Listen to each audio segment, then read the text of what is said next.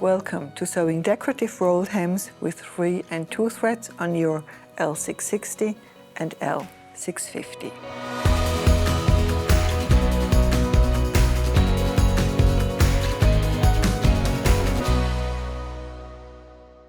I'm Doris Breckbuhl, Educator and Overlock Specialist at Bernina International.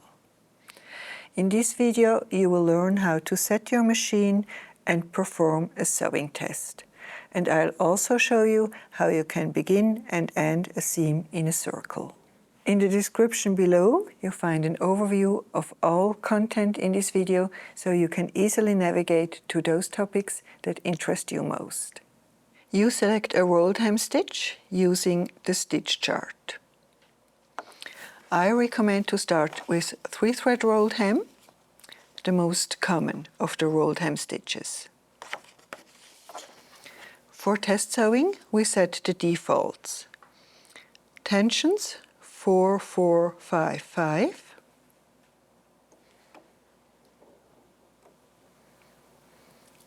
Cutting with 6. The rolled hem lever to R and the stitch length to R as well. I have already threaded the machine, 3 threads, right needle. If you like to know more about threading, find here the threading video. And also linked here is the video about settings. Don't forget to set the stitch finger to R for rolled hem, to allow the fabric to roll under. A small chain is also built without fabric.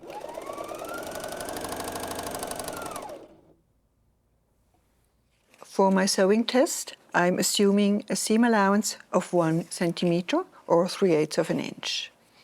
So if I sew with the right needle, I use the mark as a guide and can place my test fabric near the edge of the stitch plate.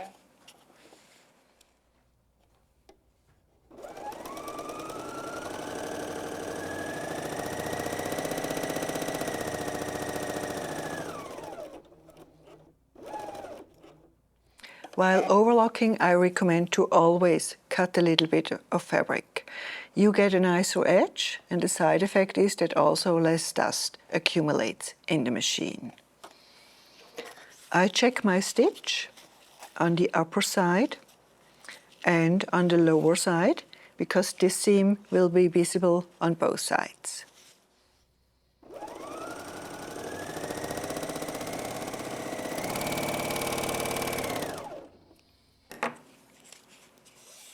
For a 3-thread rolled hem, the needle thread is a straight line on the upper side.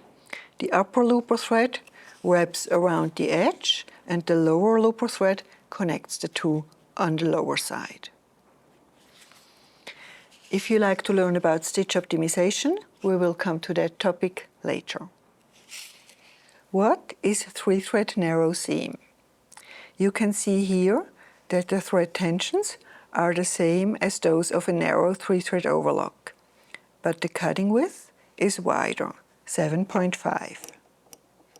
And the stitch finger will also be set to R. 3-thread narrow seam, as the name says, it is a seam connecting 2 fabrics, and the fabric is rolling under. That means the seam allowance is narrower than 3 millimeters or 1/8 of an inch. That makes it ideal for fine fabrics, sheer and transparent fabrics. And it's also a stitch you can use for narrow pin tucks, for example, for heirloom sewing. Let's have a look at 3-thread picot stitch. This is a variation of a 3-thread rolled hem, but with a longer stitch length. We start test sewing with the default settings. Thread tensions 3.5, 3.5, 5. Cutting width 6. Rolled hem selection lever and a stitch length of 3.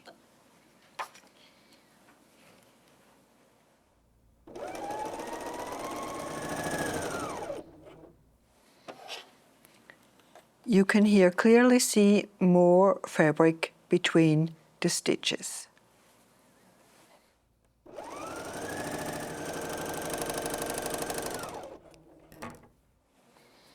Also, the 3-thread picot stitch has a straight line of needle thread, the upper looper wrapping around the edge and the lower looper connecting the two. This stitch is ideal for fine fabrics, sheer fabrics, for scarves, ruffles, and so on. Let's have a look at 2-thread rolled hem.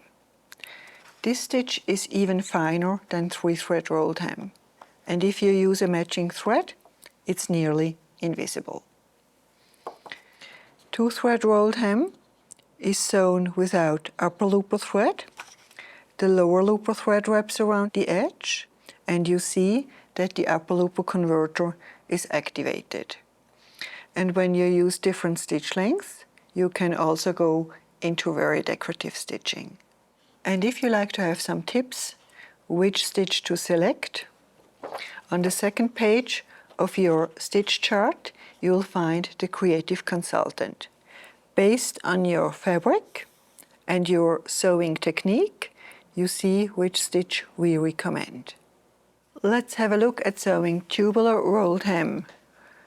Seam begin and end, for example, when sewing a sleeve. I recommend to pre-cut the seam allowance.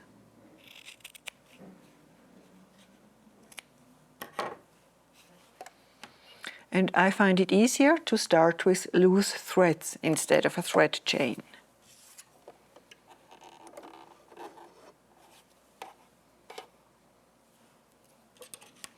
That allows me to precisely place the project next to the knife. And I can start stitching.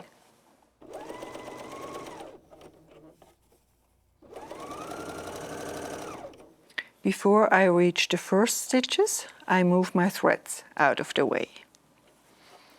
I use the cutting marking to guide my project precisely.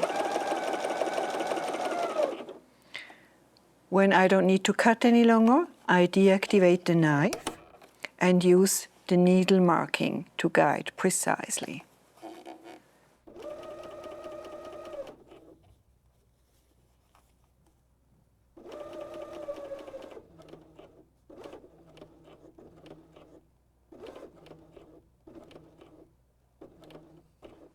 I sew 3 or 4 stitches over the first stitches, depending on my project. Then I raise the presser foot and pull the needle thread between foot and fabric to the left and cut it. When I now remove my project, the looper threads will pull the needle thread and the last stitches are secured. A nice circle, don't you think so? I usually pull the threads with a tapestry needle between my stitching, but you secure your stitch with the method you prefer. After sewing without cutting, don't forget to activate the knife again. You see it raises only a little bit, only with the next stitches it comes fully up into cutting position.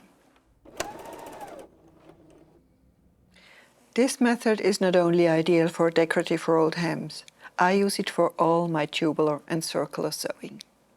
If you're not satisfied with your stitch, let's have a look at stitch optimization. Fabric, needle and thread influence the stitch.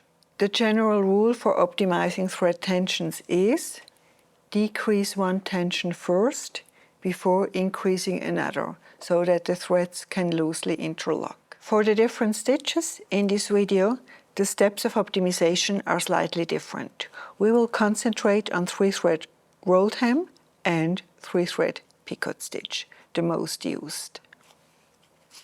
We start test sewing using the default settings. Representing for the decorative threads, I have threaded the machine with a texturized thread in the upper looper.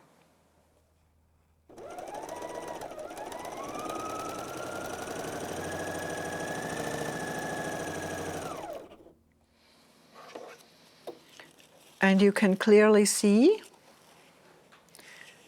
the seam picture is different to what we had with universal thread. The upper looper does not wrap around the edge, and the lower looper is clearly looser. So following the rule of decreasing one tension first, we will decrease the upper looper thread tension, for example, down to 2.5.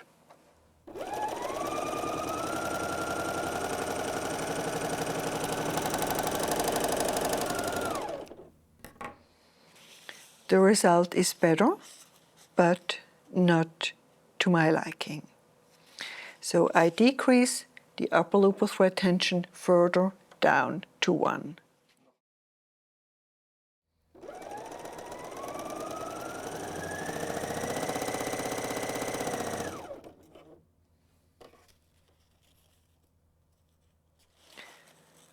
An improvement again, but not to my satisfaction.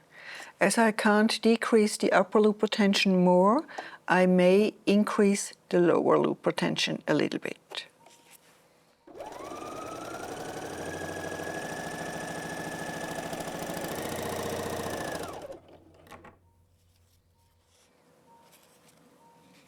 And there we go.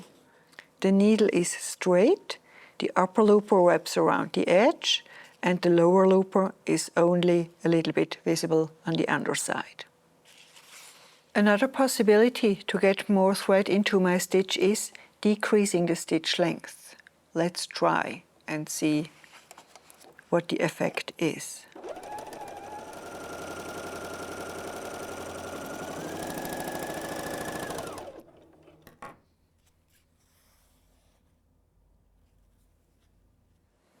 Also a very nice stitch. Now I can decide which optimization I want to select for my project. Let's try another fabric.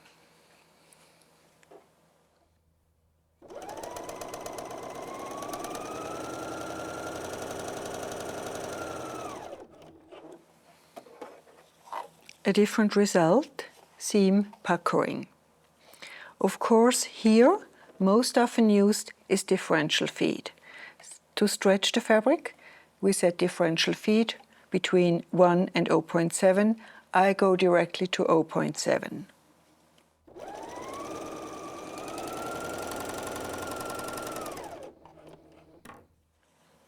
And you see the result is better, but not quite even yet. So one more step would also be decreasing the stitch length.